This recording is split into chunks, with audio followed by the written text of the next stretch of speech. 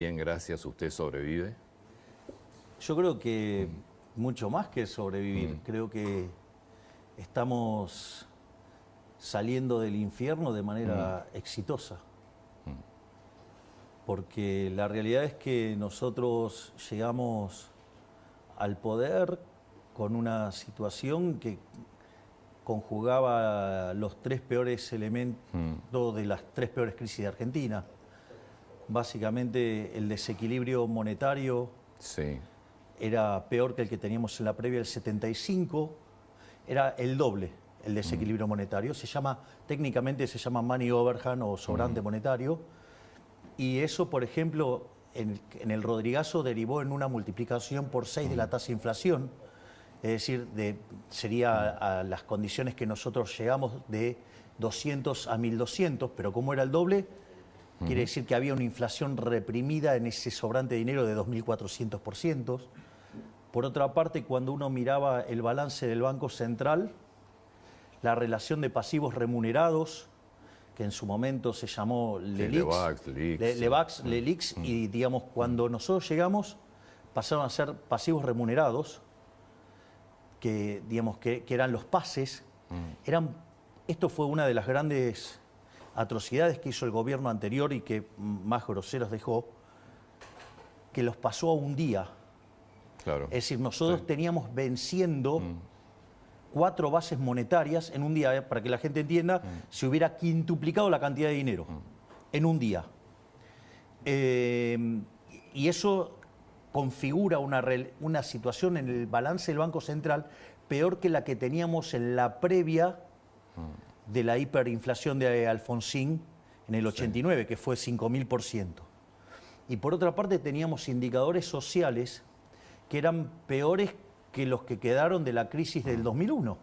Es decir, cuando usted toma los indicadores sociales del 2001, sí, hoy teníamos indicadores mucho peores. Por lo tanto, estábamos frente a una situación verdaderamente compleja, y además teníamos, por ejemplo, que la inflación diaria en la primera semana de diciembre viajaba a un ritmo del 1% diario, que es 3.700 anual. En la segunda semana se aceleró el 7.500. Es más, cuando uno mira lo que es precios mayoristas, dio 54%. 54% anualizado implica 17.000. Ahora, ¿todo esto lo sabían antes de asumir o no? ¿O se encontraron con algo diferente? A ver, nosotros algunas de estas cosas las teníamos claras. De hecho, nosotros hicimos un programa económico para enfrentar un verdadero desastre, que es lo que hicimos, y por lo cual, digamos, ese exceso de aversión al riesgo es lo que permitió que fuera tan exitoso este combate contra la hiperinflación, por ejemplo. Porque no hay que olvidar que hoy la inflación mayorista fue del 2,1%. Eso anualizado da 28%. Es decir, pasamos de una inflación que venía viajando del 17.000 a una que va viajando al 28. Es un montonazo, horroroso, pero del 17.000 al 28 hay una diferencia notable. Y además, si esto hubiera estallado, los niveles de pobreza e indigencia, digo, la pobreza estaría en torno al 95% y la indigencia arriba del 50%. Entonces, lo que sucede es que cuando uno se pone a mirar los números, había un montón de cosas. Primero, que la posición de los pasivos remunerados, que eran posiciones que estaban a 30 días, 60 días, 90 días, ¿sí? La habían pasado un día. ¿Eso por qué cree que lo hicieron? Bueno, nuestra hipótesis es que ellos considerábamos que nosotros no éramos liberales libertarios, sino que consideraban que éramos liberales libertarados. Y que nosotros alegremente el primer día íbamos a abrir todo. Hubiera sido un caos eso. Claro, y eso hubiera derivado en una hiperinflación, en una crisis social sin precedentes, y ahí ellos hubieran hecho 2 por 1, por decirlo de alguna manera, porque hubieran sacado todas las huestes típicas del peronismo a hacer desmanes sociales, ataque a supermercados y demás durante las fiestas. Esto ya pasó en el 2001, 2002, ¿no? Digamos que con Duhalde y Alfonsín, digamos, desde la provincia de Buenos Aires, coordinaron el golpe de Estado a De la Rúa, ¿sí? Digamos, y cuando llegó Duhalde al poder se acabaron los saqueos, ¿no? Pero dicho esto, además, no solo que volvían al poder en los primeros días de enero, sino que además mataban la idea de la libertad. ¿Y por qué para ellos es importante matar la idea de la libertad? Porque es las ideas que van contra los curros de la política.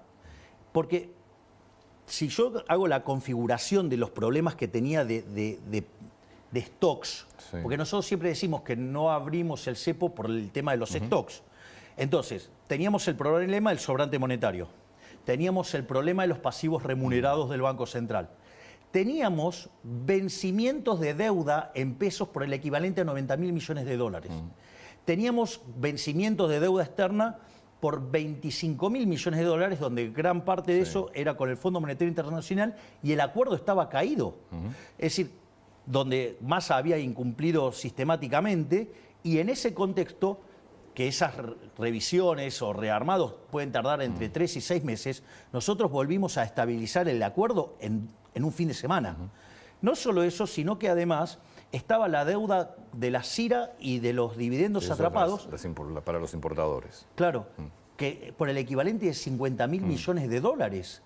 Entonces, todo ese desequilibrio de stocks, si nosotros abríamos el cepo el primer día, se iba a producir una fuerte caída de la demanda de dinero y una corrida desde el peso hacia el dólar, y eso claramente hubiera generado una hiperinflación.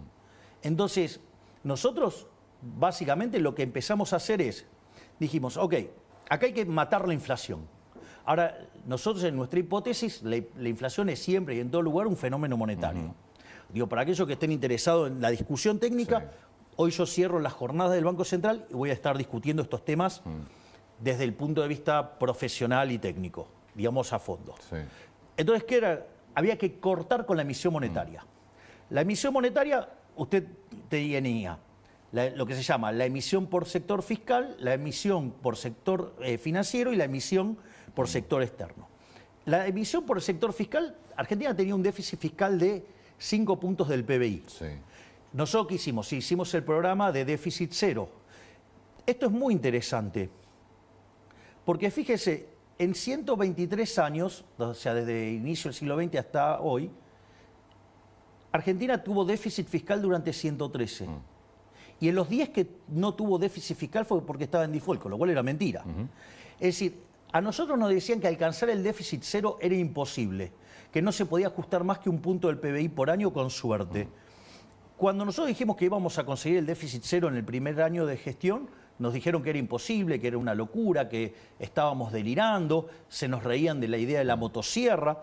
Ahora, es muy interesante esto. ¿Por qué? Porque lo logramos en un mes. Y esto es muy interesante porque además lo hicimos con mucha conciencia social. Porque el ajuste sobre, por ejemplo, obra pública, que la eliminamos de cuajo, las transferencias discrecionales de provincias, que la eliminamos de cuajo, que pasamos de 18 ministerios a 8, digamos, con reducción de personal, con reducción de, por ejemplo, de los curros de los gerentes de la pobreza. Bueno, toda esa situación, nosotros sobrereaccionamos el ajuste y le dimos contención social. Es decir, hicimos una, por ejemplo, porque le paso números. Por ejemplo, nosotros, el plan 1000 días, algo fundamental para lo que es la conformación del cerebro de los chicos, 500% subió. El tema de los chicos que van a los colegios, ¿sí? Y entonces vio que es una situación muy complicada cuando los padres tienen que sacar a sus hijos del colegio, no solo por lo que le duele a los padres, sino por lo que implica para la reinserción de los chicos que tienen que cambiar de compañeros. Esto es una situación muy complicada. Dimos vouchers educativos por el 75% de la matrícula. Además, hicimos un plan para útiles que le llegó a 7 millones de chicos, que se multiplicó, subió un 800%.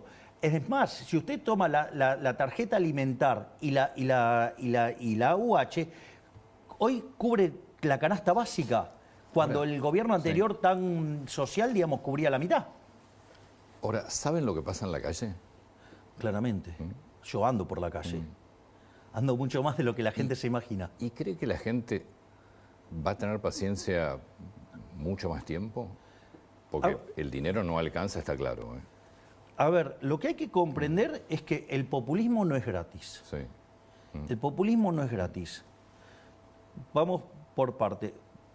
Porque yo la pregunta que puedo hacer es, bueno, ¿qué me propone que haga alternativamente? yo estoy proponiendo esto. ¿Usted qué me propone alternativamente? ¿Seguir con lo que hacía Massa? Massa y el kirchnerismo, ¿sabe cuánto financió de déficit en el último año con emisión monetaria? 13% del PBI. 13% del PBI. Es un escándalo. Entonces, la contracara era ir a la hiper, la contracara era ir a 95% de pobres, la contracara era 60% indigentes. Usted me dice el número de pobres indigentes, es horroroso. Terrible. Es terrible. Ahora, fíjese, porque publican el dato del primer semestre. Sí. Y dicen, no, saltó de 41 a 52. No. Digamos, si lo descompongo por trimestre, tengo 56 y 51. ¿Sí? Con lo cual saltó en el primer trimestre y después bajó en el segundo trimestre. Ahora, si lo tomo, digamos, con una frecuencia más corta, están los números de Martín González Rosada, digamos, el Ditela. En realidad, al inicio salta a 57 y hoy la cantidad de pobres está en 49. Es decir, ya bajamos 8 puntos la pobreza. Esto no es un chiste. Es decir, después del cimbronazo, bajamos 8 puntos la pobreza. Entonces usted me podría decir, bueno, pero la discusión es qué pasó durante diciembre. Ahí, digamos... Esa es la discusión de Rubinstein, no mía. Bueno, mire qué interesante, lo deshonesto que es intelectualmente Rubinstein. Porque Rubinstein dice, no, bueno, esto es culpa de Milei que devaluó. ¿Cómo me va a decir que es culpa mía que devalué si había una brecha del 200%? El tipo de cambio, el paralelo era 3 veces el oficial. Y además teníamos 12.000 millones de dólares de reservas internacionales de neta negativa. ¿Cómo me va a decir que es mi culpa? Digamos, fíjese, lo puedo hacer con un ejemplo tonto. Digo, suponga lo siguiente, que usted tiene controles de precios, porque había controles de precios en el gobierno anterior, ¿no? Digo, porque esa parte también la gente se lo olvida. Entonces, usted tiene control de precios. ¿Qué es lo que pasa cuando hay control de precios? La consecuencia natural de esto que es el desabastecimiento. De hecho, las góndolas, fíjese que en la última parte del año estaban súper vacías. Ahora, ¿qué pasa? Como usted toma pobreza e indigencia por una línea de ingresos, ¿qué es lo que pasa? Usted tiene dados los ingresos y del otro lado compara una canasta, ¿sí? Forma una canasta y mira cuánto cuesta. ¿Qué pasa? Usted tiene los precios controlados y eso es lo que entra en la canasta. Claro, pero usted después va a la góndola y no está. Entonces, si usted lleva esa situación al límite, llega un momento que no hay más nada en la góndola. Cuando no hay más nada en la góndola, ¿cómo se arregla? Se compra lo que aparece en el supermercado. Pero se comió toda la góndola, se comió todo el capital. Todo lo que había estoqueado, digamos, que estaban en la góndola, desapareció. ¿Cómo lo arregla? ¿Cómo hace para que vuelvan los productos a las góndolas? Tiene que liberar los precios. Cuando usted libera los precios, obviamente que la canasta usted la sincera y ahora la canasta es más cara. Pero no es que más cara ahora, era más cara antes. Lo que pasa es que como no permitían subir los precios, obviamente los productos desaparecían. La única forma, porque usted sabe que yo le puedo decir que el tipo de cambio vale $1. Ahora, ¿sabe a dónde va a comprar? En ningún lado, no hay. Es decir, precios al que hay. Hay un ejemplo maravilloso de Pablo en un libro que dice... Va un hombre a un bazar y se quiere comprar un jarrón. Entonces le dice, ¿cuánto cuesta ese jarrón? $1.000.000. Pero ¿cómo? Si enfrente, digamos, ese mismo jarrón cuesta 250.000. Compre allá. Dice, no, pero no hay más. Bueno, acá cuando no haya más también va a valer 250. Es decir, precio es al que hay. Entonces, a esos precios falsos no había mercadería, había desabastecimiento y ya no quedaba nada. Entonces, sí, podíamos tener muchísimo menos pobres, pero no iban a poder consumir nada. Cuando usted sinceró, porque necesitaba que vuelvan los productos a las góndolas, eso implicó un salto en los precios de los productos y dado los ingresos implicó un aumento de pobres e indigentes. Ese sinceramiento, para que se empiece a reconstruir la economía, usted lo que tiene es que hizo que se sincerara el número de pobres que dejó el kirchnerismo, que eran 57%. Hoy, después de 10 meses de programa económico de estabilización, hay 49. Es decir, bajamos 8 puntos la pobreza. Y hay algo que es más interesante, que es, y esto lo señaló días atrás en una nota que le hizo acá Luis Majul a José Luis Daza, que es interesante el punto. Porque si yo tomo el último dato del PBI desestacionalizado y lo miro contra diciembre, o sea, estoy hablando del EMAE, ¿no? Que es la estimación mensual del PBI. ¿Sabe cuánto cayó el PBI? 0,6%. De diciembre a hoy.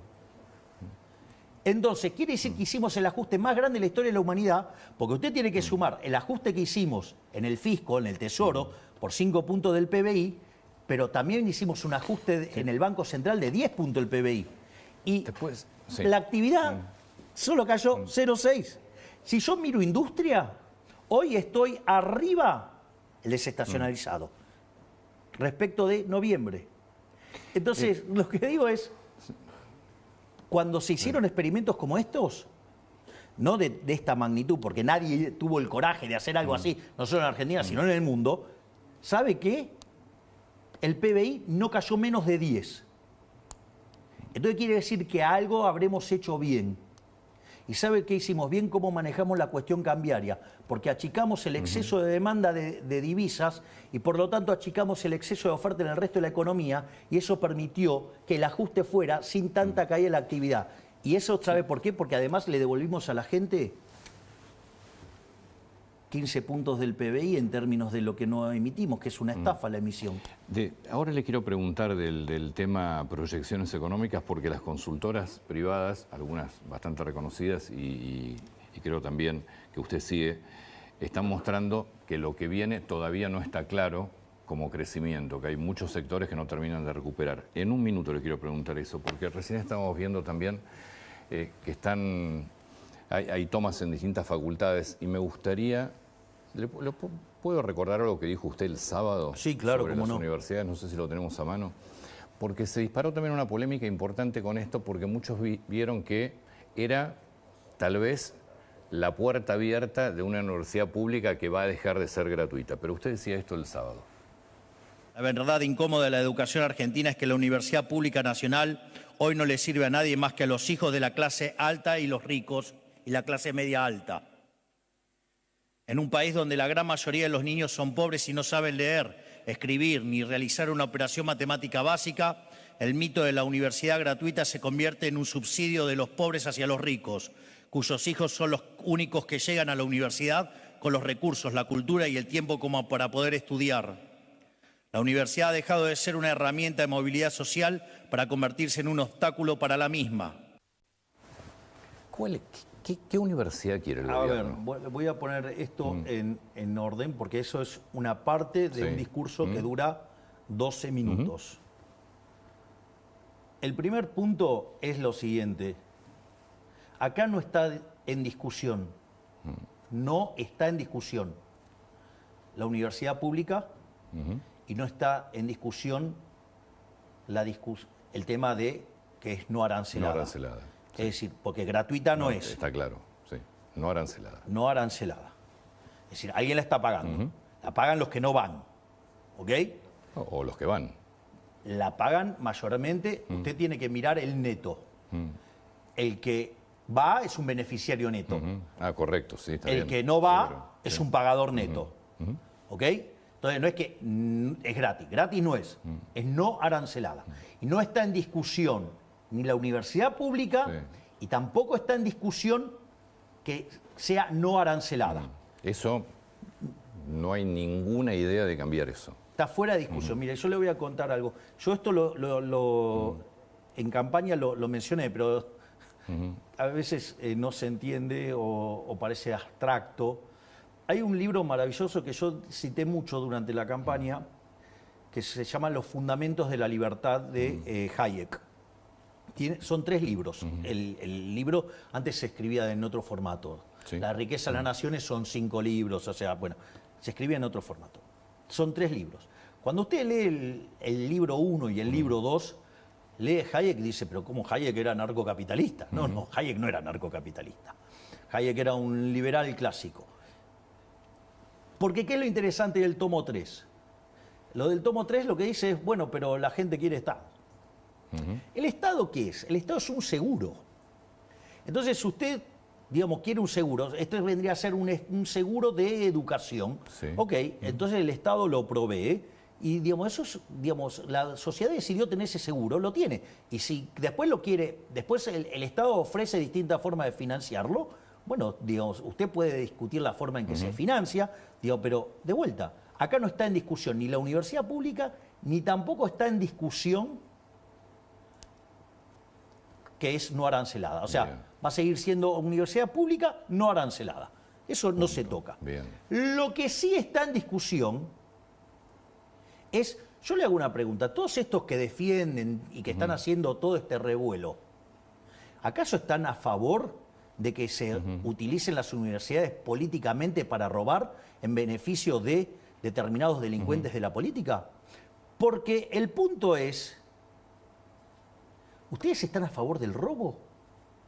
Es decir, yo lo único que estoy diciendo es, como esto está siendo pagado Por todos. por todos los argentinos, desde mi punto de vista, creo que corresponde que esos fondos tengan que ser auditados. ¿Sí? Porque los impuestos no se pagan voluntariamente, se pagan a punta de pistola. No hay duda que tiene que ser auditado. Bueno, entonces tienen que ser auditados. La pregunta es, entonces, ¿por qué no quieren ser auditados? Si no está en discusión la universidad pública, si no está en discusión que es no arancelada, ¿por qué entonces tanto problemas? ¿Porque las queremos auditar? ¿Sabe quién no quiere ser auditado? Principio de revelación se llama, el que está sucio. Es decir, y todo este revuelo es tomar una causa noble, como es la causa de la universidad pública no arancelada, y agarrar y ocultar los curros de los delincuentes. Esto es lo mismo que pasa Eso está claro. Pero Antonio, esto es lo mismo que pasó con el tema de los gerentes de la pobreza. ¿Qué fue lo que encontró la ministra Petovelo? Que se utilizaban los planes sociales para hacer política. Básicamente, todo el mundo creía que por el hecho de haber dado una tarjeta, eso evitaba que los gerentes de la pobreza manipularan a la gente. Y en realidad, ¿qué era lo que pasaba? Usted, para poder cobrar, ¿sí?, necesitaba que una suerte de veedores, ¿sí?, le validara que usted había hecho tareas. Las tareas, ¿saben cuál era? Era ir a las marchas. Sí. Y además, usted tenía que dejar la mitad. Entonces, fíjese qué interesante, porque nosotros cuando arrancamos con este tipo de operaciones, lo primero que hicimos fue que quitar la obligación de registrarse, de dar la prestación. Nos criticaron fuertemente porque decían, no, están fomentando lo vago. No, lo que estábamos haciendo era terminar con el curro de los gerentes de las pobrezas. Porque al no tener que ir a certificar, la plata le llegaba a la persona vulnerable de manera plena. Lo que pasa es que ahí el gobierno tenía acceso a los números y se puede presentar en la justicia. Con las universidades... No, bueno, solo sabemos lo que pagamos porque, digamos, claro, no hay auditorías.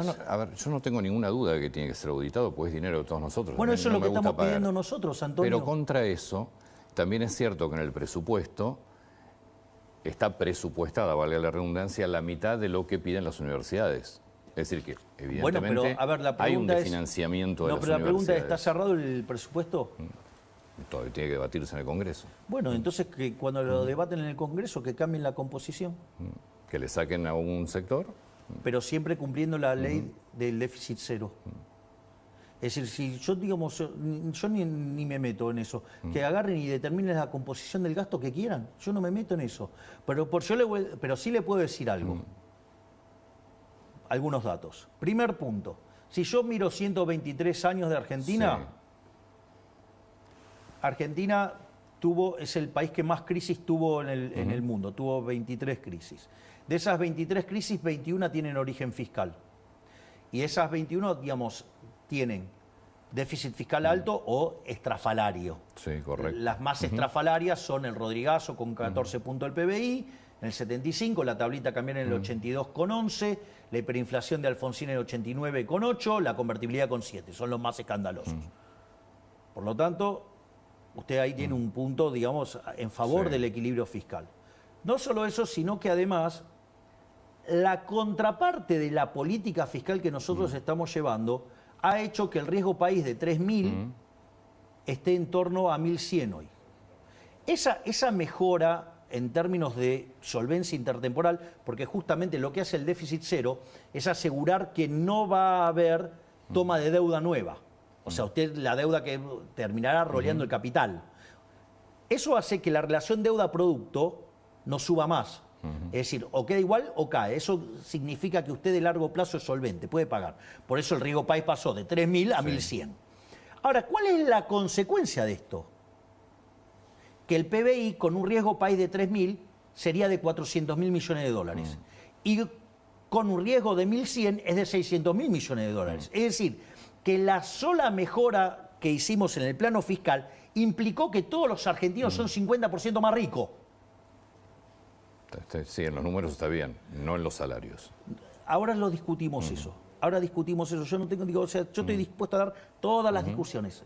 Digo, yo no voy a esquivar ninguna. Lo que digo es, ¿usted quiere un riesgo país de 3.000? Bueno, de lo que tiene hoy va a perder un tercio. Nosotros, en ese equilibrio, si usted quiere, digamos, es 50% más.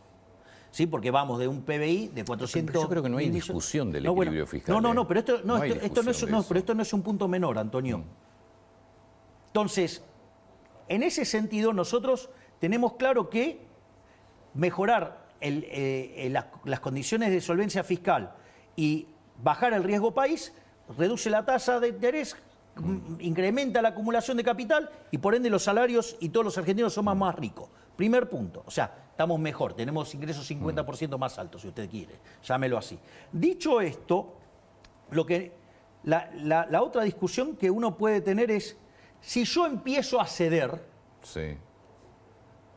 con partidas, digamos, que tocan la fibra de los argentinos, ok, digamos, el problema radica en, primero, deberían cumplir con la ley de administración financiera, correcto, de decirme cómo lo van a financiar. Correcto. El déficit cero lo que hace es obligarlos a que sean más explícitos. Por lo tanto, pueden ir a la discusión de presupuesto y pueden poner el número que quieran. Mientras que me respeten el déficit cero, no me importa. Digo, punto uno. Punto dos. Yo, digamos, si empiezo a ceder, hay un libro maravilloso que se llama Historias del Quinto Piso. Cómo Alfonsín fue cediendo a todo eso. ¿Cómo terminó? Explotó todo por los aires. Entonces yo no voy a ceder, Y le voy a pasar un dato adicional. Si yo vuelvo a entrar en ese sendero de política, que nos vuelve a llevar a un riesgo país de 3.000, ya le dije, digamos, perdemos un tercio de PBI. La plata en dólares que le entra a las universidades es la misma. Es decir, con los porcentajes que tiene ahora, dado un PBI de 600.000 millones de dólares, le toca un determinado dinero. Con el aumento, pero un PBI de 400.000 millones, ¿sabe cuánto es el dinero? Es el mismo. Pero ¿qué es lo que pasa? Implica que usted está perdiendo un tercio del PBI per cápita. Ahora, pero esto no es menor, Antonio, porque suponga que estuviéramos perdiendo 210.000 millones de dólares. 70.000 lo estaríamos perdiendo por menor actividad. Y 140.000 millones lo estaríamos perdiendo por salto en el tipo de cambio real. Entonces quiere decir que mientras que las universidades quedan con la misma cantidad de dinero, el promedio de los argentinos es 33% más pobre, pero como eso implica además un salto en el tipo de cambio real, la cantidad de pobres e indigentes en la Argentina sube. ¿Me quiere decir a quién le sirve esto? Pero es que yo creo que no está en discusión el equilibrio fiscal. El que lo discute es porque evidentemente quiera que al país le vaya mal. No tengo dudas de eso. Entonces cuando sancionan una ley que lo hagan con el financiamiento atrás. Tampoco tengo dudas de eso, pero aparte tienen que cumplir con la ley y decir de dónde se va a financiar. Bueno, pero yo no tengo la culpa que entonces se hagan las cosas mal. No, pero no pasa por ahí. Yo lo que digo es, si en el Congreso se debate el presupuesto y los diputados deciden, vamos a financiar, el presupuesto está, las universidades están pidiendo, no sé si eran 7 billones de pesos, en el presupuesto está 3 billones 200, piden el doble. Si diputados decide darle esa partida a las universidades... Y va a tener que bajar de otra. Sí. Usted no tiene problema. Ninguno. Ninguno, pero que sean explícitos. ¿A quién le quieren sacar la plata? Es decir, digamos, lo que hay que tener claro es que el déficit cero no se negocia. Entonces, usted quiere subir una partida, súbala. Yo no tengo problemas con eso. Lo que le digo es... Tiene que bajar otra. Está claro que los docentes no están bien pagos. Eso es indiscutible. A ver, los docentes no están bien pagos, no de obra. Es histórico eso. Seguro, pasa que ahora es presidente usted. Sí. Ah, bueno, claro. Digamos, entonces los tipos que no lo arreglaron me vienen a reclamar a mí por lo que, digamos, pasa hace 40 años. Yo digo, más allá de quienes les reclaman. Pero de vuelta, pero yo lo que estoy diciendo es que no quiero arreglarlo. Yo estoy diciendo, estoy dispuesto a arreglarlo. Lo que estoy diciendo es, acá tienen el presupuesto. Sí. Perfecto. Vean cómo lo quieren reasignar. Pero lo que yo le estoy diciendo es, acá hay una restricción que es el déficit cero, déficit financiero cero. Si yo pago los intereses de la deuda, con el resto hagan lo que se les da la gana. Claro. Pero no voy a subir impuestos. Además, tampoco voy a tomar deuda nueva. ¿Sabe cuál fue el único gobierno que bajó la deuda verdaderamente en los últimos 40 años?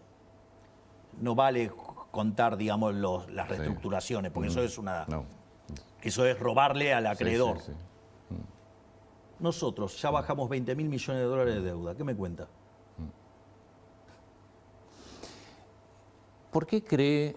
Si, yo voy a algo, para mí, en serio, no hay discusión del equilibrio fiscal. Me parece que discutir que el país sigue... No, pero hay gente que sí lo discute. Sí, para mí no hay discusión. Como no hay hay discusión, no hay discusión de la universidad pública. No, hay gente que dice, no, bueno, se puede ¿Con financiar con emisión qué? monetaria. No, sí, O con, sea, con inflación. Con impuesto inflacionario. Es decir, con una estafa a los más vulnerables, o sea, estafando a los que menos tienen. Sí. O, digamos, con deuda, rompiéndole la cabeza a las generaciones futuras. ¿Le preocupa que no se apruebe el presupuesto? No. Gobernaré con el de 2023, si no. 2 años seguidos. No es mi problema, es un problema del Congreso si no lo quiere aprobar. ¿Qué está viendo en el Congreso? Veo gente muy preocupada. Gente que sabe que si a este gobierno las cosas les salen bien, a ellos les va a ir muy mal porque se les terminan los curros, se les termina el robo y se les termina la mentira. Es decir, el consenso alfonsinista, la corrección política, esta idea socialdemócrata de entender la vida, fracasó. Y lo que nosotros vinimos a decir con esto es, basta, se terminó la decadencia argentina y a partir de ahora entramos en un camino que va a hacer que en 35 años seamos una potencia mundial. Porque esa es la propuesta nuestra. Fíjese esto, nosotros enviamos la ley bases, la cual fue aprobada. Sí. Menem hizo la reforma estructural más grande de la historia argentina. Cuando usted toma la ley bases más el DNU, es 8 veces más grande. O sea, nosotros con el 15% de la Cámara de Diputados y el 10% de la Cámara de Senadores hicimos la reforma estructural más grande de la historia argentina. ¿Sabe qué implica eso? Saltar en el índice de libertad económica 90 puestos. Es decir, hoy Argentina institucionalmente se empieza a parecer más a países como Alemania, como Francia, como Italia, ¿sí? Entonces, ¿qué quiere decir esto? Que nosotros entramos en un sendero que más tarde, más temprano que tarde, vamos a duplicar el PBI. Entonces, la pregunta es, si esto sale bien, abrazar las ideas de la libertad sale bien, ¿sabe qué significa? Que todo el curro de los políticos, los delincuentes de la política perdieron. Es decir, van a tener que ir a trabajar honestamente como trabajan todas las personas que están acá, a ganarse el pan con el sudor de su frente. Si no la suya, sino la de ellos mismos. Si no le aprueban el presupuesto, sigue con... Creo que es histórico en la Argentina, sería el 2º año consecutivo sin presupuesto. ¿Y si no puede firmar más DNU? Jugaré las reglas de juego que... A ver, fíjese esto, a mí me han dicho un montón de cosas, que era antidemocrático, no sé la cantidad de barbaridades que me dijeron en la campaña del miedo, que armó Massa, ¿sí? Y fogoneada por los brasileros, ¿no? Porque eso también hay que tenerlo en cuenta. La pregunta es, ¿de dónde yo me salí del orden democrático? Todo lo que yo hice está dentro del orden democrático. Sin duda, como lo hicieron muchos presidentes también. Bueno, por eso. Pero ahora hay un proyecto, o al menos lo que quieren es limitar los DNU. Yo juego con las reglas de juego que plantea el sistema. Y eso lo he hecho sistemáticamente. Es decir, he usado, digamos, todo el aparato institucional que me permite jugar. Yo juego dentro del campo de juego. O sea, yo, digamos, soy un tipo que respeta las reglas. Es decir, yo respeto el reglamento, por decirlo de alguna manera. Volviendo al Congreso, a mí me llamó mucho la atención la semana pasada, para mí uno de los discursos más fuertes, yo lo critiqué mucho, pero me gustaría conocer su opinión. Pichetto la semana pasada. ¿Qué son, presidente? ¿Cuál es el programa que tienen? Es un barco sin luces en el mar, un tren que no llega a ninguna estación, una sociedad anónima de destrucción masiva de lo poco que nos queda de un cierto nivel de bienestar en el Estado argentino, una empresa de demolición, S.A. ¿Qué es lo que expresan con este plan económico que no sabemos cuál es el plan? ¿Cuál es el plan? ¿El ajuste al estilo Martínez de Oz? Esto fue en el debate por el veto a la ley de financiamiento universitario. Bueno, lo primero que podría decir de las reflexiones de Pichetto es que es alguien que verdaderamente es un ignorante en términos de economía. Porque primero es absolutamente inválido la comparación con el programa de Martínez de Oz, porque básicamente yo le diría, una de las cosas que no hizo el programa de Martínez de Oz fue justamente hacer el ajuste fiscal. Otra cosa que yo también le podría decir, eso fue en un régimen dictatorial, y esto es en democracia. Por lo tanto, ese tipo de analogías es bastante poco feliz. Pero más allá de eso, usted, ¿cómo es un programa de estabilización? Un programa de estabilización en un país normal, razonable, tiene 3 patas. Tiene un programa fiscal, un programa monetario y un programa cambiario. Si ustedes se fijan, nuestro programa fiscal es déficit cero. Nuestro programa monetario fue pasando por distintas, digamos, una vez que terminamos de limpiar los pasivos remunerados, pasamos a exceso de oferta cero, es decir, aceptábamos solamente comprar dólares, y después pasamos directamente a emisión cero. Por lo tanto, sí hay un programa monetario, y por otra parte también hay un programa cambiario, digamos, hubo un sinceramiento del tipo de cambio, y hay una política, digamos, donde nosotros seguimos teniendo cepo, que cada vez tiene menos restricciones. Yo les recuerdo que cuando nosotros llegamos se pagaba el 15% de las importaciones, hoy se paga más del 90%. O sea, digamos, nosotros quitamos regulaciones todos los días, lo que pasa es que mucha gente no lo ve, pero y estamos arreglando el problema en los stocks, y hoy estamos más cerca de salir del cepo que es lo que estábamos hace un año. Pero dicho esto, entonces, claramente usted tiene los 3 pilares de un programa económico. Lo que sucede es que, digamos, primero el señor Pichetto no es economista, no entiende de esto, habla de algo que no sabe, con lo cual es bastante, para hacer una crítica tan airada, es bastante irresponsable.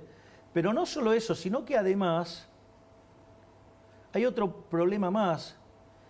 No entienden que yo soy liberal.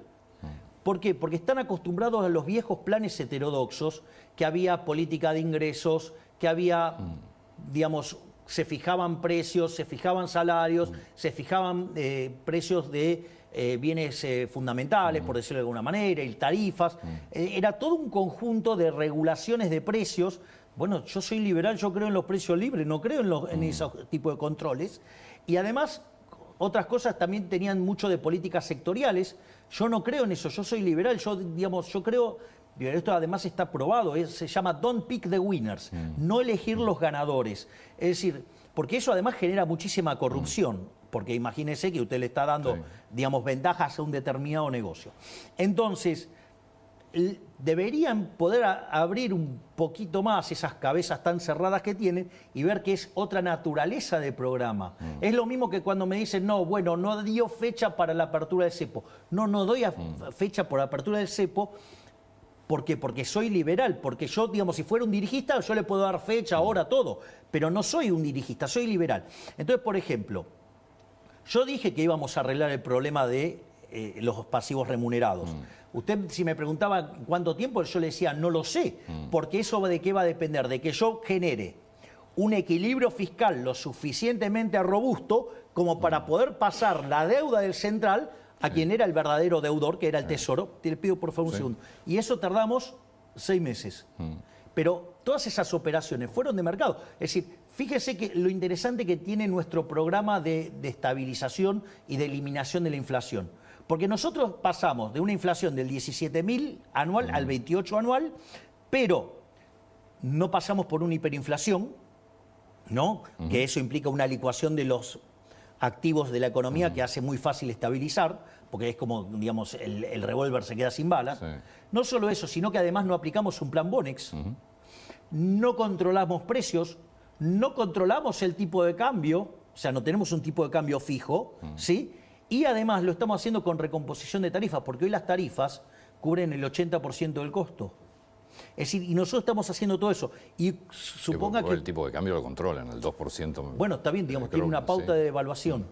Pero sí, pero es mucho más libre de lo que consideran, porque el programa de emisión cero hace que el tipo de cambio se parezca más al de mercado. Y fíjese que desde 1500, hoy todos los tipos de cambio están convergiendo a 1150. Y si usted toma el oficial y lo corrige por riesgo país, está casi en 1100. O sea, la brecha verdaderamente ya es muy chiquitita. Es decir, desapareció, y esto no pasó nunca en la Argentina, convergiendo desde arriba hacia abajo.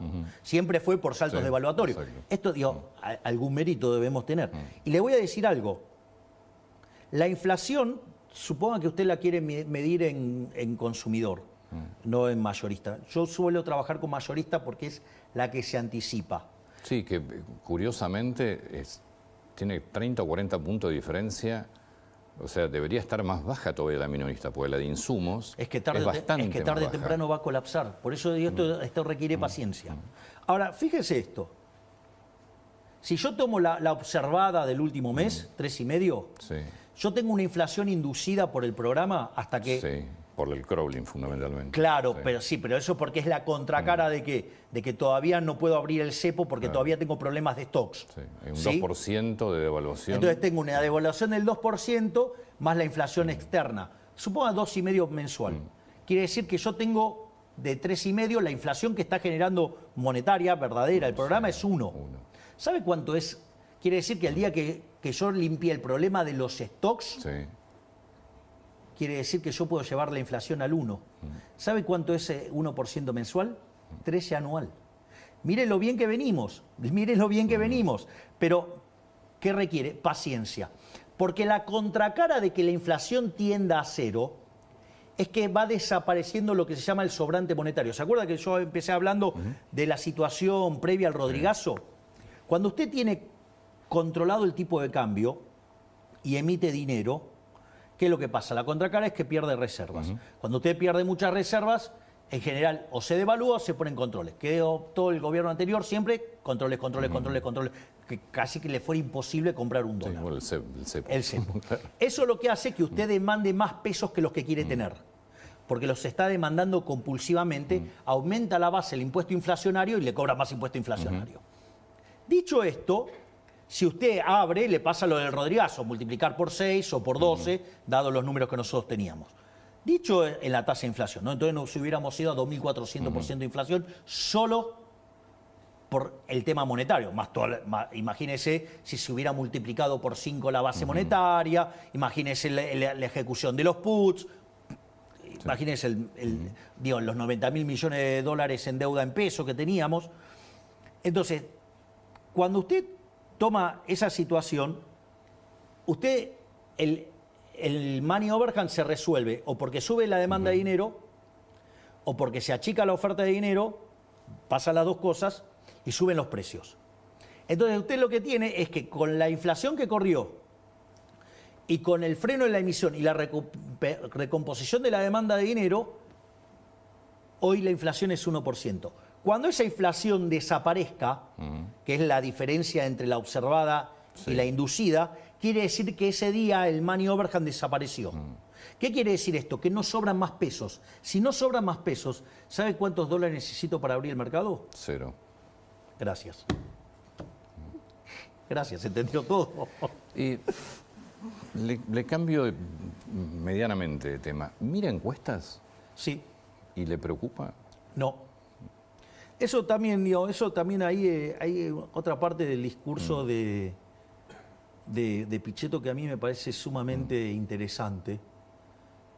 Porque, cuando dice que usted cree que ganó, pero en realidad perdió. Claro, exacto. Dice, sostiene el veto, como sostiene el veto, cree que ganó, pero en realidad perdió.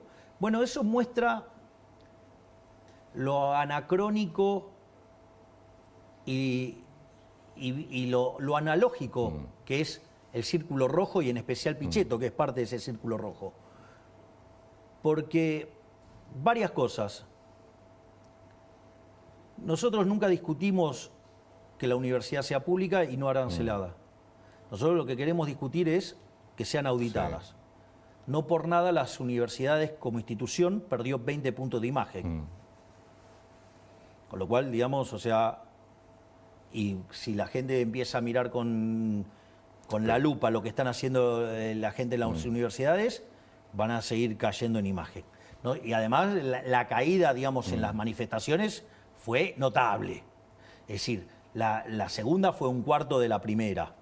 Y además con el aparato peronista, digamos, había muy poquitos pero entonces estudiantes. Hay un tema de comunicación del gobierno. Ahora están todas las universidades tomadas prácticamente. Bueno, que la gente vea lo que están haciendo. Claro, pero... digo, Vamos a ver cómo le va. Si ustedes... Pero si el problema no es la universidad pública y no es la cuestión de que no son aranceladas. Y eso no va a cambiar. Solo los queremos auditar. Entonces, si usted no quiere ser auditado es porque es un chorro. Más claro, le voy a echar agua. El que no quiere ser auditado es porque es un chorro. Acá la discusión es si quieren ser o no auditados. No quieren ser auditados. Bueno, ¿por qué no quieren ser auditados? Porque la política utiliza las universidades para financiarse. Eso es lo grave. Que usen las universidades una causa noble para financiar la mugre inmunda de la política. Eso es lo grave. ¿Y por qué cree que los alumnos o un sector de los alumnos están tomando, que no saben esto? Porque están aparte son militantes políticos. Y además, digamos, habría que ver, digamos, las cosas que hacen los profesores en las aulas, que es un tema que también es complicado. Pero no es parte de esta discusión. Lo que quiero es otra cosa, porque ese punto que señala Pichetto muestra lo analógico, ¿sí? Digo, lo que es lo más inmundo de la vieja política. ¿Sabe qué? ¿Para qué está la imagen? No para sé, comérsela. Usted acaba de nombrar la imagen de la universidad como dato que cayó. Sí, fuerte. Pero fíjese esto, y con las cosas que están haciendo se le va a caer mucho más. Pero les preocupa entonces, ¿ustedes ven las mediciones de Nosotros imagen? miramos las encuestas, pero ahora también si quieren hay una discusión de cómo se miran las encuestas, que esto también es interesante. Me interesa lo de la imagen además, porque Bien, creo que... fíjese esto, porque esto es muy importante. Cuando usted tiene la imagen y va a gobernar, usted toma decisiones, las decisiones son en conflicto. La toma de decisiones es en conflicto, porque acá hay intereses en el medio. Entonces usted, digamos, ir hacia un sistema libre, a todos los chorros los pone en jaque. Con lo cual todos los chorros van a tratar de hacer lo imposible para hacer fracasar el programa. Ok, dicho esto, entonces obvio que usted en el medio de esas internas va a perder imagen, eso es natural. Y la imagen está para eso. O sea, ¿qué es lo que le quiero decir? Mire, yo vine a ser el mejor gobierno en la historia. Yo vine a poner de pie a la Argentina, a terminar con la decadencia y que entre en un sendero que en 35 años se convierta en una potencia mundial. Ese es el marco. Entonces yo tomo decisiones en función de eso, no de qué me pasa con la imagen. A mí no me importa lo que pasa con la imagen. A mí lo que me importa es poner a la Argentina de pie. O sea, ¿qué es cómo piensa Pichetto y cómo piensa el Círculo Rojo y cómo piensa la vieja política? Mirar la imagen, a ver qué opina, qué dice esto, qué dice el otro. Cuando usted cae en eso, usted se va a encontrar que entonces empieza a ceder a todas las demandas, porque no quiere perder imagen. Y usted termina después haciendo un desastre fiscal, y ese desastre fiscal termina en una hiperinflación, termina en la decadencia que tiene Argentina. Porque ese es y termina con una imagen destruida también. De hecho, hay que mirar las imágenes de muchos de los políticos que han pasado. Bueno, por entonces, Argentina. si yo si todos los políticos terminan con imagen destruida, prefiero terminar con una imagen destruida, pero con la economía en un sendero de crecimiento para que Argentina en 35 o 40 años se convierta en una potencia mundial y no que siga en esta decadencia inmunda. Entonces, fíjese, lo que usted me dijo es brillante, porque él dice, no paga hacer populismo. Hacer populismo no paga, porque además de ser el país más rico del mundo en 1895, hoy estamos en la mitad de la tabla. Entonces, lo que quiero decir es lo siguiente, yo no tomo decisiones mirando la imagen. Yo no tomo decisiones de esa manera. A mí, ¿sabe qué? Fíjese, la diferencia entre otro político y lo que nosotros proponemos. Yo esto lo dije en un reportaje que me hizo Alejandro Fantino en la previa. Dije, mientras que los otros políticos le piden el voto para que le den el poder y que ellos decidan sobre su vida, yo pido el voto para devolverle el poder a la gente y que la gente sea el propio arquitecto de su futuro. Con lo que implica percibir los beneficios, pero pagar los costos, ¿no? Digo, ese conceptualmente. Segundo punto, fíjese esto. Yo siempre que digo que esto es un trabajo para mí. De hecho, ¿por qué renuncio a la jubilación de privilegio? Porque lo miro como un trabajo. Si yo lo miro como un trabajo, a mí, ¿sabe qué? Me dieron un job description. Mi job description, ¿qué dice? Usted tiene que bajar la inflación y usted tiene que terminar con la inseguridad. Tiene 4 años más 4. Digamos, el job description es por estos 4 años. Si yo le digo, mire, la inflación está bajando, es innegable que está bajando. Evitamos un desastre hiperinflacionario y la inflación está bajando. Con lo cual esa parte del job description la estoy cumpliendo. No solo eso, sino que además la inseguridad. Fíjese qué maravilloso, digamos, lo que está haciendo la ministra Bullrich. Llámese el plan Bandera en Rosario. ¿Sí? Bajó 70% los homicidios. ¿Sí? Si usted toma el total del país, bajaron más de 11%. Si usted, lo que tiene que ver con el protocolo antipiquete, el protocolo antibloqueos para que no bloqueen a las empresas, ¿sí? Lo que tiene que ver con tribunas, seguras, lo que tiene que ver con la seguridad, por ejemplo, en los medios de transporte. Entonces, mire todo lo que se está haciendo, todo lo que tiene que ver con los operativos antidrogas. Entonces, en eso también estamos cumpliendo. O sea, estamos cumpliendo en todas las cosas que me planteó el job description. Y le voy a comentar una anécdota para que se vea más claro cómo yo pienso los problemas. Luego de que ganamos las elecciones, voy a la Quinta de Olivos a visitar al expresidente Alberto Fernández. Sí. Entonces, cuando terminamos de desayunar, fuimos a caminar por la Quinta. Y entonces el expresidente Alberto Fernández me dice que se sentía como un rematador mostrándole la casa al nuevo propietario. Y yo le contesté, no te equivoques. Yo no soy el nuevo propietario, yo soy el nuevo inquilino. Por 4 años con opción a 8. ¿Está claro? Es decir, entonces esta gente está mirando todo el tiempo la cuentita electoral. Y yo vine acá a arreglarle el problema a los argentinos. Yo no soy esa basura de política de antes.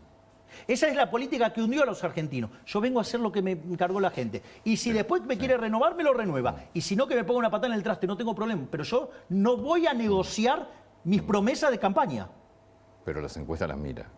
Sí, pero la forma en la cual usted mira las encuestas, usted la puede mirar las encuestas de la manera, digamos, estúpida, como las mira Pichetto, o como las mira el Círculo Rojo, o como las miraba el Siniestro. ¿Sí? Entonces agarraba, miraba las encuestas y tomaba decisiones mirando las encuestas. ¿Sabe cuál es el problema si usted hace eso? El problema es que si usted hace eso, la suma de demandas es infinita. Es incompatible con los recursos que usted tiene. Entonces eso deriva siempre en un colapso fiscal. No por nada Argentina de los últimos 123 años tuvo 113 déficit. No, pero esto es importante. Ahora, ¿qué es lo que pasa? Hay una frase que yo suelo usar regularmente y que es muy valiosa, que dice, el que no sabe lo que busca no entiende lo que encuentra. Es decir, si hay algo que yo siempre marco en las reuniones de gabinete es el norte, ¿a dónde quiero ir? Y le encomiendo a cada uno de mis ministros qué es lo que necesito de cada uno de ellos. Y eso, digamos, o sea, se lo puede decir cualquiera de mis ministros, las decisiones las tomo delante de mis ministros. Sí. O sea, no es que voy, después me encierro y pido encuestas y resuelvo en función de eso. No, yo resuelvo acorde a mis ideales, a donde yo dije que voy a llevar la economía, al país. Dicho esto, ¿qué es lo que me da la encuesta? La encuesta me da el estado de situación. Me sirve para saber la radiografía de qué es lo que siente la sociedad. A partir de ahí, nosotros fijamos un norte y diseñamos las políticas que nos lleven a ese norte. Es muy distinto la forma de hacer política, porque la otra es la del populista. Esto es darle una visión de estadista. Es decir, lo que yo diría de la posición de Pichetto, digo, pobre Pichetto, digamos, está cargando él con toda la basura que es toda la política tradicional. Yo pensé que Pichetto era más aliado del gobierno. No, él es aliado del Partido del Estado. Es un tipo que siempre vivió del Estado, es un tipo que fue el que comandó la bancada del kirchnerismo en el Senado, es el que usó los artilugios institucionales para proteger la Cristina, ¿sí? Y es el mismo que se queja porque hay gente cantando en el Congreso y no dijo nada cuando tiraban las banderas de Néstor y Cristina en el Congreso, ¿no? O sea, es ese ser inconsistente, incoherente y que de estar con el kirchnerismo se fue con Macri y después, Dios, se junta con personas verdaderamente siniestras. Aerolíneas Argentinas. Bien, fíjese esto, cuando nosotros mandamos todo un programa de privatizaciones, eran cerca de 50 empresas. El Congreso, digamos, en este juego republicano, digamos, nos limitó a 11 y algunas no plenamente. Dentro de las que se quitaron estuvo Aerolíneas. Sí. Aerolíneas, nosotros hicimos una reducción de personal de 1.500 personas. No solo eso, sino que además se logró equilibrar las cuentas de Aerolíneas, o sea, se está haciendo un trabajo importante con Aerolíneas, pero cuando nosotros llegamos, o sea, por ejemplo, el 10% solamente quería que la privaticemos. Sí, igual su propuesta de campaña fue entregársela a los Sí, empleados. pero por eso, Sí. deme tiempo, Sí, que por son favor. varios elementos. Entonces, y digamos, solamente el 10% quería privatizarla. Nosotros igual la mandamos al Congreso, el Congreso no nos dejó. Entonces, empezamos con el programa, el plan de racionalización, no teníamos otra alternativa. Entonces, frente a la salvajada liderada por Viró, en ese contexto, hoy el consenso en la sociedad es 50-50. ¿Qué es lo que hicimos? Frente a la bestialidad, tomamos un proyecto de Juntos por el Cambio, Sí. adherimos a ese mismo proyecto y la estamos proponiendo privatizar. Y si no se puede privatizar, estamos dispuestos a entregárselas a los empleados. ¿Ustedes ya se lo ofrecieron a los empleados? ¿Todavía no? Sí, claro. El problema es que no la quieren. ¿Y si no se puede privatizar, qué van a hacer? Se la vamos a dar a los empleados. Igual tenemos varias propuestas para privatizarla. ¿Ah, sí? Sí, hay varias empresas que ya manifestaron su interés. ¿De entrar como accionistas o directamente quedarse con la empresa? Quedarse con la empresa, sí. Con lo cual se está trabajando en eso. Por lo menos hubo reuniones con 5 líneas aéreas. ¿Y si los números siguen el curso que están teniendo y queda una compañía saneada, ¿para qué venderla? ¿Y para qué tenerla?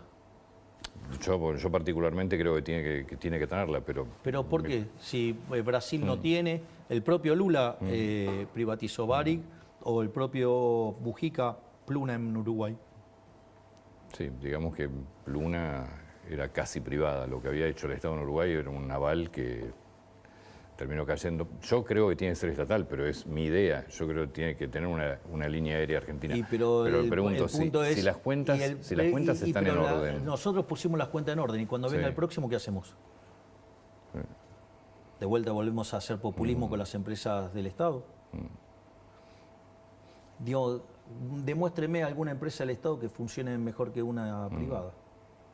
Porque cuando el Estado se equivoca, le pasa la cuenta al pagador de impuestos. Cuando una empresa privada se equivoca, digamos, Está bien. se hace cargo el empresario. ¿Y cuándo se va a definir eso? Ahora estamos mandando esta ley. Si no pasa, bueno, se la entregaremos a los empleados. Vuelvo al tema crecimiento económico o marcha de la economía. Yo estaba viendo los últimos informes de distintas consultoras, entre ellas, bueno, ahí creo que hoy en la etapa de, no sé si de página 12 habla de 1816. Lo que muestran las consultoras es... Pravda 12. ¿Eh? Pravda 12. Sí, pero la consultora es una consultora de mucho nombre. Y lo que está mostrando es un crecimiento de muchos sectores en julio, menos sectores en agosto y menos sectores en septiembre. ¿Qué es lo que ven ustedes? Nosotros consideramos que la realidad es heterogénea y que en ese momento hay momentos que tira más y hay momentos que tira menos, pero nosotros creemos que, digamos, en el neto los números son positivos y estamos saliendo. ¿Qué creen el año que viene de la Argentina? De hecho, digamos, fíjese, yo no hablo de números, pero mire el consenso de mercado. ¿Cuánto es? Digamos, el consenso de mercado habla de una expansión del PBI de 5 o 6%. Sí. Bueno. ¿Eso es lo que ustedes estiman también? Más allá del mercado. No, digamos, tiene que haber proyecciones no, en pero el Ministerio de Economía. pero nosotros no trabajamos, digamos, las proyecciones. Nosotros las utilizamos para armar escenarios, no para...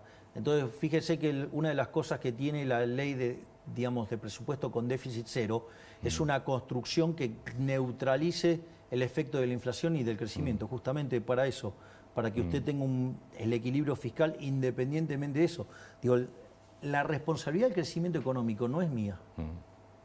De vuelta, no soy fatalmente arrogante. Ustedes tienen que, el gobierno y el Estado tienen que dar las condiciones para que las inversiones privadas hagan crecer la economía. Las condiciones son que yo les ofrezco equilibrio fiscal, no emisión, o sea, una moneda fuerte, y les aseguro, que no va a tener turbulencias cambiarias. Yo me ocupo de eso.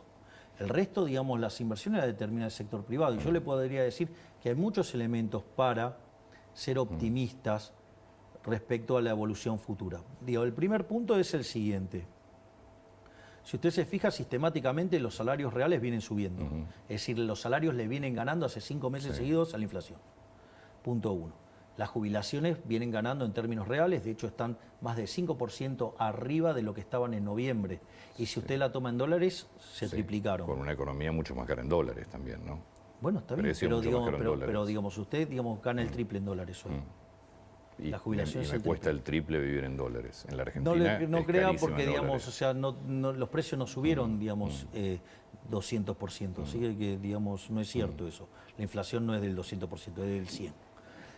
Dicho esto, por lo tanto usted tiene mejoras en los salarios reales, tiene mejoras en las jubilaciones. De hecho, yo le mencioné el trabajo de González Rosada, que la pobreza pasa del 57 al 49. No solo, esos 8 puntos no es magia, es mejora del salario real. No solo eso, sino que además eso le implica que usted, en algún momento la demanda se le va a recuperar. Punto 1. Punto 2, usted tuvo un ciclo de stocks. Sí. Es decir, durante la última parte del gobierno anterior se acumularon muchos stocks para protegerse del desastre monetario. Ya se consumió. Se consumió, eso fue lo que agudizó la caída de la primera parte del año, y eso se está recomponiendo. Por lo tanto, usted tiene cíclicamente 2 elementos del ciclo que empujan para arriba. Eso por un lado. Después usted tiene cuestiones estructurales que empujan para arriba. El haber hecho el ajuste fiscal, el haber... una de las cosas que implica es una fuerte baja de la tasa de interés. Y eso es lo que permite que haya más crédito, más inversión. Que es uno de los sectores que muestra recuperación, el tema créditos. No solo eso, sino que además, fíjese, porque esto es interesante, eso implica que usted puede acumular más capital, eso es más trabajo, eso son mejores salarios. No solo eso, sino que además hay un tema no trivial. Nosotros cuando asumimos estábamos discutiendo la hiperinflación, hoy estamos discutiendo créditos a 30 años con cláusulas de ajuste. Ahora, fíjese qué interesante, porque todo ese ahorro fiscal de 15 puntos del PBI se volcó ¿a qué? A que hubo un aumento del ahorro y que eso ahora va a financiar el sector privado. Esto es muy importante porque esto es algo que puede generar crecimiento económico, aun cuando usted siga teniendo cepo. Y el otro elemento adicional importante es que nosotros hicimos reformas estructurales, no solo que hicimos la reforma estructural más grande de la historia argentina, 8 veces más grande que la de Menem, sino que además, fíjese lo que es el Ministerio de Sturzenegger, todos los días desregulando algo, todos los días desregulando algo. Entonces nosotros estamos yendo hacia una economía más libre. Mi objetivo es que Argentina sea la economía más libre del mundo y que de esa manera Argentina se convierta en el país más próspero del mundo. O sea, nosotros trabajamos todos los días en ese objetivo. Con lo cual, si usted se fija, las cuestiones cíclicas juegan a favor y las cuestiones estructurales juegan a favor. Lo que pasa es que Roma no se construyó en un día. Claro. Es decir, usted el crecimiento económico no lo construye en un día. Entonces, yo, lo que digo, hay que mirar los números con mayor detenimiento. Hay que, si usted viene de una caída, y usted frena la caída, está claro que está mejor, porque frenó la caída. Bueno, si usted toma estos números acá en el piso y compara contra el año anterior, claro que le van a dar negativo. Sí. Eso es una obviedad. ¿Pero a usted le importa la historia o le importa de acá para adelante? A mí hoy para adelante, ya está. Le digo, a todo el mundo pasó. le importa para adelante. No Lo sé. que pasó ya pasó, es parte de la historia. Yo creo que hay algunos que están mirando para atrás, pero Bueno, está bien, no importa, que miren para donde quieran. O sea, yo digo, Sí. le voy a proponer a los argentinos mirar para adelante. parece bien. ¿Ok? Entonces, entonces tengo que estar mirando los desestacionalizados. Cuando miro los desestacionalizados, tengo números muy positivos. Cuando yo miro el PBI, digamos, de julio, que dio 1,7, ¿sabe cuánto es? Digo, si yo le digo una economía que crece al 5%, es un numerazo, ¿no? Es un número muy bueno. ¿Sabe cuánto es de crecimiento desestacionalizado mensual eso? 0,4. ¿Se da cuenta que 1,7 es un numerazo? ¿Se da cuenta que cuando la industria dio 1,5 es un numerazo? ¿Qué es lo que quiero decir? Son números muy fuertes. Obviamente son tan fuertes que en el mes a mes usted va a reacomodar. Y el otro tema que es muy importante, que andan, digamos, con la estupidez esa del consumo. Porque pareciera que los empresarios son todos tontos que producen para no vender. Digo, sería bastante sospechoso que sean tan tontos. Digo, cuando son así, yo diría, ¿por qué no tratan de ser más respetuosos y tratar de ver qué es lo que están haciendo? Porque una de las cosas que pasa es que cambió la modalidad de venta. Entonces, de repente, los indicadores de consumo que tenemos, primero que nunca predijeron bien el consumo. Primer punto. Segundo punto, son cosas muy puntuales. Ahora, ¿por dónde cree que más compra la gente? Por Mercado Libre. Mire lo que son los números de Mercado Libre. Le propongo que mire lo que es el tuit que hizo Galperín. ¿Por qué no se ponen a mirar los números de Mercado Libre ahora cuando se publiquen los datos que se haga la presentación de balance? Y vamos a ver dónde estamos en consumo. Presidente, muchas gracias por el tiempo. No, por favor, Muy muchas atento, gracias a usted, Antonio. Por favor. Dicen que va a parar, pero no va a parar. Seguí intentándolo, seguí soñándolo.